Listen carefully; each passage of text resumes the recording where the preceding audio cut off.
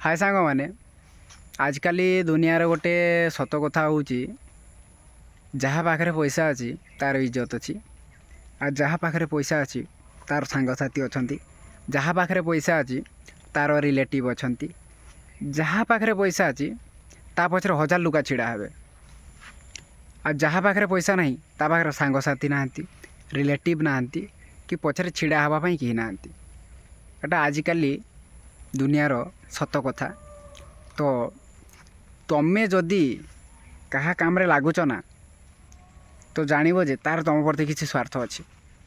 तुमको जदि कहीं कॉल करके डाकुची तुमको बार बार तुमको कॉल कर ये करवा तो तुम्हें ता काम रे लगुच से तुमको कॉल करुँची कथा हो टाइम दूची आ जदि तुम्हें ता काम रे किसी लागू नथिबो ना तुमको से मन भी पकेबनी कॉल भी करवानी।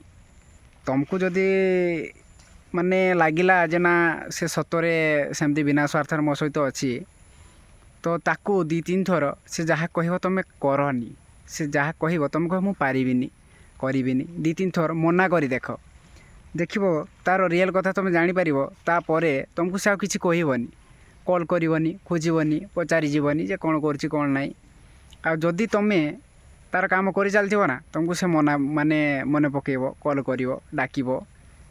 तो आजिकल दुनिया रे भाई पैसा बहुत इम्पोर्टाट है।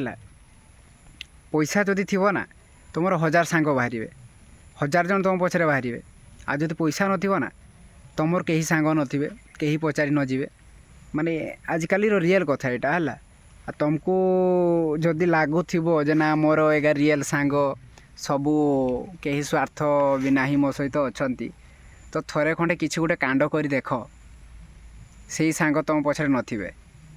अरे आजिकल रियल कथा हूँ तुम्हें कौन से जदि कौटी फसीगल ना किसी भी हेलो तो सांग मान को कॉल कले आगे से कहते एतकी पैसा पठा आम बियरटे पीबू तापर जीवू। आग जमाना पड़ेला जे ना सांगटा प्रोब्लेम रे पड़ी आम जीवा चल एबे भाई फोन मारियो एटी प्रोब्लेम रे पड़ी रे भाई हाँ पैसा पठा आम बियर खाई जाऊँ स्वार्थ है। तो तुम पाखे जब पैसा थी ना तुमको कहीं पचारि जीवेनी आ जदि पैसा थी तुम हजार सांग बाहर जिग्री यार माने एमती कहे तो जीवन देदेबू जिते तुम भिकारी हो ना तुम पाखे पैसा पत्र किसी नथिबो देखो से सांग तुम पाखे नथिबे तो से सांग होचंती ना बहुरूपी सांग। आजिकल दुनिया तुम रियल सांग पाइबनी जिग्री सांग पाइबनी आजिकल दुनिया रे सब बहुरूपी सांग ही था।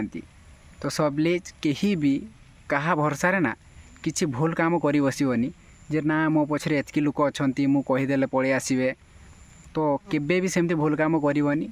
अब जिते निजको सेफ रखिबो निज पाई भल। तो सब प्लीज एतकीटा देखंतु।